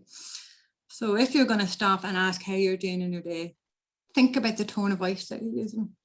Think of it as an inquiry, as a check-in, not a criticism. So this is, I suppose, just again, a wee reminder of what makes it hard. And I suppose the idea that our thoughts are so powerful. And we really like an easy life, people. We like to take things easy. And our minds are designed to try and make it as easy as possible for us. So even though we might have a goal that feels very, very important to us, our mind will work really, really hard to come up with loads of reasons why you shouldn't do it. So I was going to go for a run, but it looks vaguely like rain. Or I heard somebody talking about it, and I think I'm just going to stay at home, just play it safe. So the thoughts that come into our head are so powerful, we get stuck on them. We might have thoughts about whether or not we're the kind of person who should be exercising, whether it's worth it because it's too late, I'm too far gone, there's no point. Or we might set ourselves really ridiculously excessive goals that don't even make it possible to start. Thinking again about this idea of discomfort, we don't like things that are hard, we don't like effort. And anything that's new and unfamiliar or is an added activity to our daily routine is going to cause some kind of discomfort. So we can get stuck on that. And the other one that makes it hard, I suppose, is that we forget why we're doing it. We do it because somebody else is telling us to do it. We do it because of the challenge. We just do it to get the t-shirt. And none of that is very motivating. On the flip side, what helps us through this lovely little idea of dares. So dare is the thing that helps us cope with fear. Recognizing the thoughts as they pop in, it's actually a really interesting thing to do, a game to play with yourself. Is just notice the thoughts that pop into your head on a day where you set yourself a goal. For me, it's mid-afternoon, I'll start telling myself that I'm tired or that I'm hungry or that I have to phone Barbara that I haven't spoken to in 3 months. Barbara has no idea that I'm planning to ring her, but for some reason it feels really important that I do that just so that I don't have to go for my run. So we need to be able to recognize that and catch it. We need to make a little bit of room for discomfort in the service of getting something that really matters. We need to have realistic goals. There is no point. And I suppose I'm thinking again about getting back on the wagon. I did run, I ran, and I'm a sporadic runner. And every time I fall off the wagon, it's hard to get back on because I expect myself to start at the same level I was at before I fell off the wagon. And I suppose it's that idea of just starting where you are. If you haven't ran in 3 months, there's no point in aiming to do 10K. Just go for a walk and then go for another one and then start to run. And remembering why you're doing it, what it is that's helpful and beneficial to your life for that activity that you're trying to get back onto. And self-compassion isn't in the original model of this. I've stuck it on because I think it's so important. And particularly where we're starting something new, particularly where we've messed up, giving yourself a break and just being gentle on yourself. I mean, you're only human. And I don't mean letting yourself off the hook. There's a difference between self-compassion and self-indulgence. Self-compassion demands bravery and a little bit of not discipline, it's not really the right word, but a little bit of reality as part of that as well. But go easy on yourself and it'll be much, much easier to get back in the wagon when you fall off.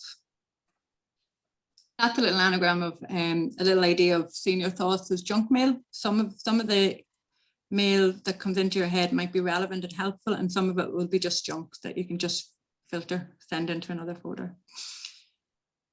The skill that I'm talking about here is called psychological flexibility. And there's a lot of evidence building for it in the research about the benefits it can have for our mental health and our behaviours, which really is our physical health as well. And the 3 pillars that they put as part of this is awareness. So waking up, stepping out of autopilot and noticing what is happening, noticing what you've just put in your shopping basket and saying, do I really want to leave that there, or whether you'll leave some of it back. Openness, allowing the thoughts and feelings to show up without being controlled by them or without having to try and control them. And then the engagement, so having made a bit of space for those thoughts and feelings, not being affected overly by them, not beating yourself up for having them, but then using your values to guide actions rather than thoughts, feelings, or impulses. And impulses can be responsible for a lot of the signing up behavior. You know, we sign up to things, we haven't thought it through, then we haven't got the time to do it, then we feel guilty and worse about ourselves. So there's something about awareness that's really, really valuable for all of this health-related behaviors. And the little kind of cartoon here is an idea that we use with our clients, the idea that they're driving in a certain direction. And as you try and go in that direction, there's going to be passengers that get on your bus. And some of those passengers will be very, very helpful. And some of them will be less helpful, and they'll try and steer you off course. So they'll tell you, you can't go on a bicycle, you're going to get hit by a bus, or you can't get on a bicycle, you're going to look ridiculous in those cycling shorts, or you're not the kind of person who does exercise. So the challenge, I suppose, is to find a way of carrying these passengers and still having control of the steering wheel. Because if we let the passengers take over, we won't leave the house. You know, we'll keep doing the habits that we've always done, and we won't get anything different. And just a lovely description of what psychological flexibility is. It's the ability to be fully aware of what's happening right here, right now, inside and out, without being carried away by thoughts or feelings, and being able to take actions that are personally meaningful and effective rather than based on reactivity or rigidity. So we always do what we always done, and we always get what we've always got. Every time we take a step, there's a vulnerability. It's not possible to take a step without surrendering balance. Moving forward in any direction carries that element of risk. And I suppose it's kind of making me think of little babies, little toddlers learning to walk. So like the little toddlers, we will wobble, but you don't stop learning how to walk. So in the service of exploring or expanding their world, the babies kind of keep trying. So for us, I suppose it's in the service of expanding our worlds. Can we find a way of building the wobbles into the journey? So how would we respond to a toddler that fell? We would probably give them a hug, say you're okay, and just wait with them and let them start again. So for us, is it possible for us to treat ourselves the same way, not drag ourselves up or push or shove, allow ourselves time to recover, sit down if we need to, and refocus and start again. So just a little personal inquiry for yourself, just thinking about aspects of well-being that could be accessible to you. What impact would engaging with these have on other parts of your life? Because they might be the real incentive. What values could underpin attending this area? And what's the smallest step you could take just to move closer to this? And importantly, because it will always be there, what might you have to make room for to help you do this? So passengers will always be on the bus. We have to find a way of carrying them. A little exercise. I'm just going to leave this here. I'm very conscious of time, but if it's something you've noticed an opportunity, you know, you've got a break in a day, you suddenly think, how am I doing myself? It's just a couple of steps. We're probably going to share these slides. We're happy to share them. Just acknowledging what's happening, bringing your awareness to your breath. And even right now, just noticing whether you're holding your breath, whether it's high up, whether it's low down. And noticing your head is probably very busy with all of the information you've been given, you know, but just let that kind of traffic be there without running you over. And maybe just taking this as an opportunity to ask how you're doing today in terms of looking after your health, and if there's anything that you could bring into your day or take out of your day as you go through the rest of it, that would be useful. And just finding your way of acting in line with those values in the smallest steps. The steps need to be big enough to be worth taking, but small enough to feel takeable. So it's just a different way of thinking about health. Taking care of health and well-being as a value, not as a goal. It's a path you can come back to again and again and again. Thinking about health and well-being within the context of the rest of your life, different areas and over a long period. Thinking about it as an option, not an obligation. Take that pressure off. Seeing all of those health behaviours and activities or as things that you have to do, not things that you have to do. And there's a big difference in terms of how motivated you're going to feel and how much you're going to enjoy it. And actually also at this particular point in time, thinking about actions you take for your health and well-being that can also be in the service of others, that can also be of benefit to your community, and what might they be like. Things about service delivery, I'm not going to spend much time on them, again, just conscious of time, but I guess thinking about how you could use these with people you work with, or thinking about campaigns and promotions. There's something about allowing people to have their reaction that feels very important to me at the minute. Every time we ask people or expect them to do something, there will be a reaction. And it's no good just brushing over it or just trying to educate them or tell them what they need to do. Let them have it, normalize it, and then make the link to their values. And I'm just going to leave this little poem with you, just getting started, keeping going, getting started again in art and in life. It seems to me this is the essential rhythm, not only of achievement, but of survival, the ground of convinced action, the basis of self-esteem, and the guarantee of credibility in your lives, credibility to yourselves and as well as to others. So a bit of a nod to the art there, but they always seem to have a much better way of saying things. So I'm going to stop share and hand you back to Nikki.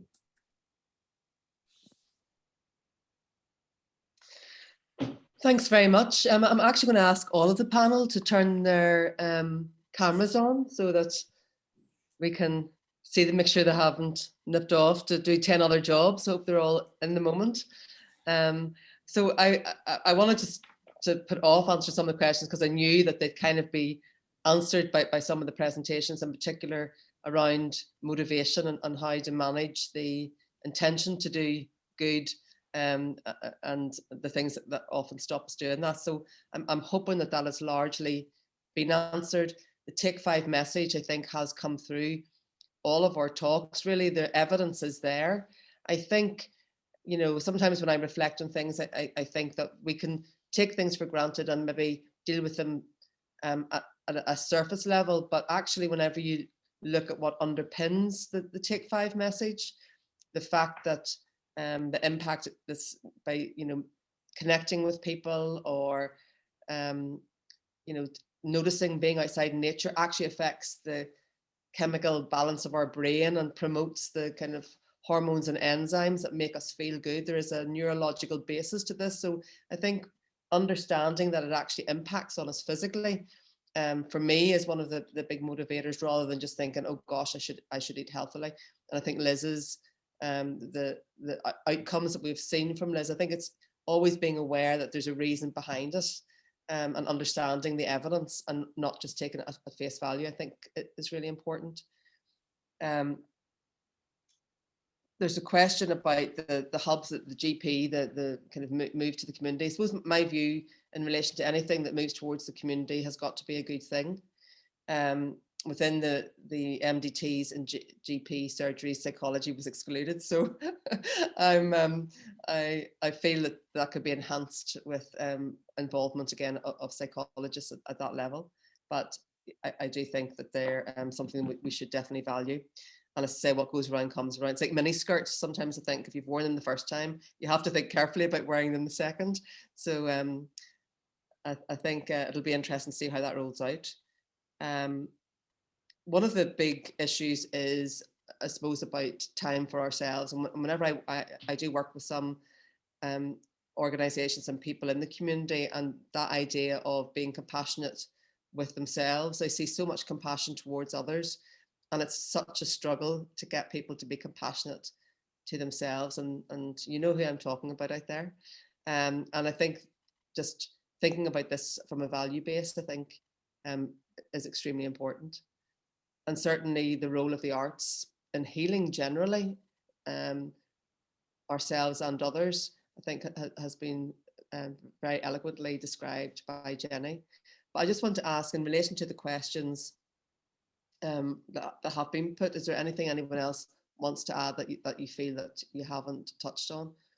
I'm hoping that not only have we presented the theory, one of the difficulties that I think we have sometimes as psychologists is being able to transform our knowledge and research and findings into meaningful activities and changing, not being seen as just gathering information for research, but actually using the information to change lives and sharing that in a way that people can understand it and say, well, I can put this into practice, that makes sense. And I'm hoping that today was a kind of first step towards that. But I'm just going to say, ask the speakers, is there anything else they want to add in relation to the questions? No one's waving their hand which is good. I'm hoping that everyone feels that they've got something important from the presentations today. I'd certainly like to thank people. We do have a closing speech. Oh. Hi, Emma. I'm really sorry. I've just seen one question of someone saying any tips about how to motivate people. And I guess I suppose just seem to be affecting people mentally more than physically. I suppose just the idea of your locus of control, rather than focusing on the things that are beyond our control, just kind of reminding yourself of where you do have some influence and opportunities to do things. And sometimes that can be really beneficial for us, I suppose, because at the minute there's a lot of uncertainty and instability. So sorry for jumping in, but I just saw that one. I thought it. Thanks for that. And certainly some of the tips as well about connecting with people and using people as a kind of a crutch, even remotely at times, that we're more likely to engage in behaviours. And whenever when we understand it's not just about ourselves, we're not being selfish and thinking about ourselves. If we can have a value that's about other people, I think those things are really important. We're going to end this session with a presentation for the Minister for Communities. And I want to take this opportunity for everyone turning up today. It's a big ask. Everyone's busy in these mad lives. And I hope this moment, this couple of hours that you've set aside for yourself, represents opportunities for us all to re-examine our values and the opportunities that we can all engage in to improve our health and well-being and that of the community. Thank you very much again. Thanks for inviting me to address you all today. I'm delighted to be part of the North Belfast Health Summit and to tell you about the work my department is leading on to reduce poverty and support the most vulnerable people within our communities. As Minister for Communities, one of my key priorities is to address economic inequality and minimise the impact of poverty and deprivation on people's lives. The themes at this summit, including health and well-being, capacity building, urban regeneration and community safety, are issues that are very close to my heart and which are central to much of the work within my department. The actions and outcomes sought through this summit are closely aligned to the work my department supports through the Neighbourhood Renewal and Areas at Risk programme across North Belfast.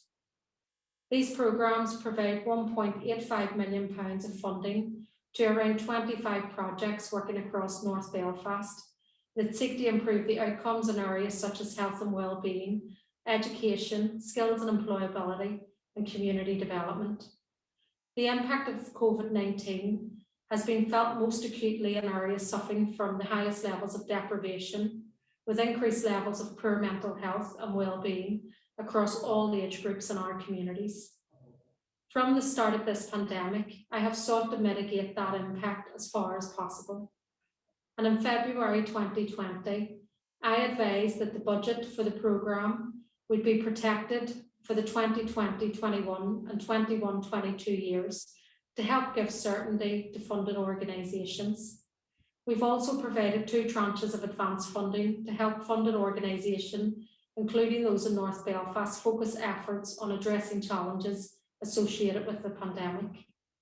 We've also developed and introduced 3.8 million voluntary community and social economy sector COVID recovery funds to help organisations safely deliver essential services at this time. The organisations funded through these programmes were among the first responders providing vital services and support to communities in the midst of the pandemic and to support them to meet ongoing needs. My department supported a food box scheme which has provided additional funding to councils, FairShare and other regional charities to ensure vulnerable people across the north who have been impacted by the pandemic have had access to food as they require. We've established the food parcel scheme to purchase £1 million of food and essential items, to increase capacity of community food providers and to provide those in food poverty.